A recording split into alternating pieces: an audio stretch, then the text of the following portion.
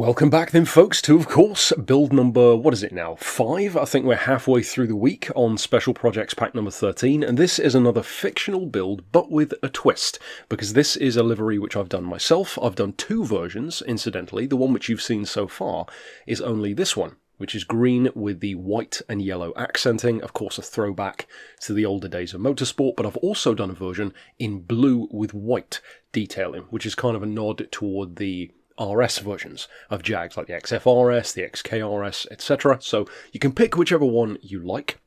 And the reason why I say that this particular build has a twist is because, of course, there technically is no Jaguar F-Type Club Sport, but there was almost one.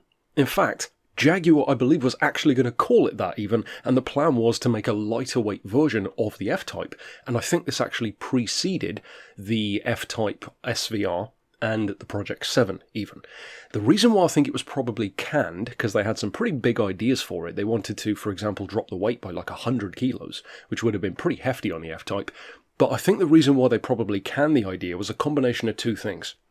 For one, stripping that much weight out, or even enough weight to make it worthwhile without sacrificing the kind of ride quality and comfort of a Jag, I think could have been more of a challenge than it was maybe financially viable to do, but also more so, I think they probably didn't want to overshadow or take the attention away from something like an SVR or a Project 7. So at least that's my personal theory. Of course, if anyone knows anyone in Jag, then maybe they can refute that. But either way, this is a fictional idea, which I then found, like I said, was intended originally to be real, which is kind of brought to fruition in the game. Something which is kind of beyond an SVR in some ways, but then just a different approach. Almost like how you compare a Porsche 911 GT3 RS, for example, to a 911 Turbo. One is kind of quicker than the other in a certain way, but they're so different that they just have different purposes, really. And of course, in the case of this car, the F-Type R, it's the rear-wheel drive version. Now, I wish we had the four-wheel drive in the game, because that would be a great advantage for it, but of course the SVR being, if I recall, predominantly, if not completely, all-wheel drive, I think, in terms of sales, that would have also set something like a Club Sport apart as well, being rear-wheel drive only. So, as far as the parts, we've got the sports computer, the sports air filter, the sports silencer. You will see later on that I've purchased more than one exhaust. That was because I wanted to see which one I like the look of, and in terms of horsepower as well.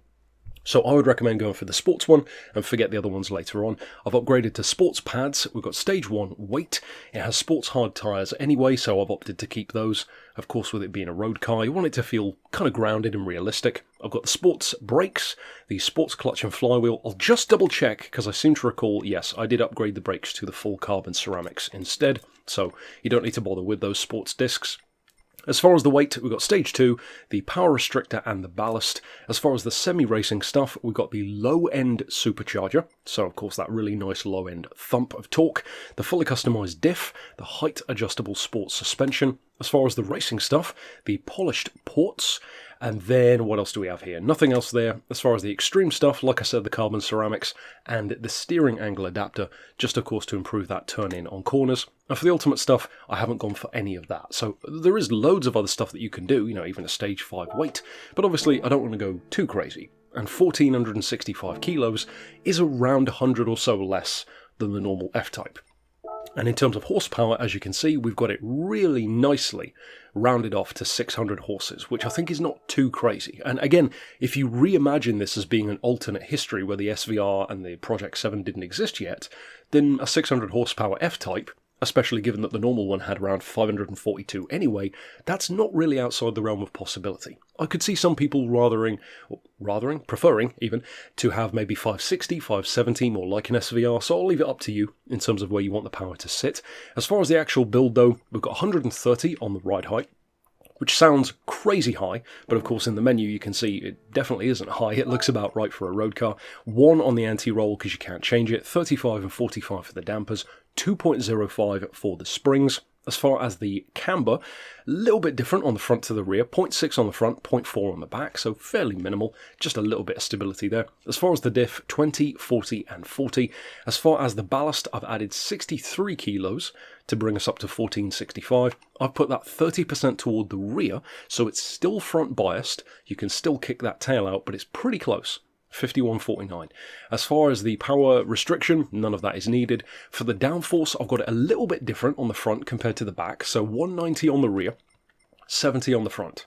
So obviously with that wing added and with the chin splitter added, you do have that benefit, and I'll totally leave it up to you in terms of what you want to do there. If you want to go full-on track day build, you could just max out the downforce. Of course, your point level will be a bit higher as well, potentially. But like I said, I'll leave it up to you in terms of how hardcore you want the car to be. And then as far as the stuff over here, you can see all the stuff which we've fitted. And it's not too much higher than 600 points, which for sports hard tyres, 600 horses and sub 1500 kilos, that's not bad. So all that remains is, of course, to jump out to a track and show you what it can actually do. Now, my notes on this car are actually fairly simple, again, because it's pretty easy to get a hang of. It's not overly forgiving and it's not overly challenging. It sits somewhere in between. You can feel the weight, for sure, because 1465 is still a bit of heft to it, but I think it's an appropriate level of heft, because at the end of the day, it's not a race car that we're building, and I wanted it to feel realistic, so you need to be able to feel that realistic kind of weight shift through corners. At the same time, you can kick the tail out if you want, and above all else, it is quick. It's significantly quicker than a normal F-Type, which isn't exactly slow to begin with, and I hope that at least some people who use a build like this get more use out of the F-Type, because even the racing version of the Jags, I don't see too many people using. The Group 3 or the Group 4, it's kind of a shame that we don't have a rally version. That would be pretty cool, the Group B version. But this one, I barely see anyone talking about or using the F-Type, which is kind of a shame. I almost feel like an XKR might get more use in this game. It certainly would from me, but if you do have an F-Type lying around and you want to try something different, you could slap the green and yellow, you could slap the blue and white on it, and give it a go and see if you like it. Of course, you could adjust it in terms of if you want less power, or if you want to get it into a lower point level or a higher point. It's all down to you. So if you do decide to use it, I hope you enjoy it. Check out the other builds, of course, this week. And for now, thanks for watching.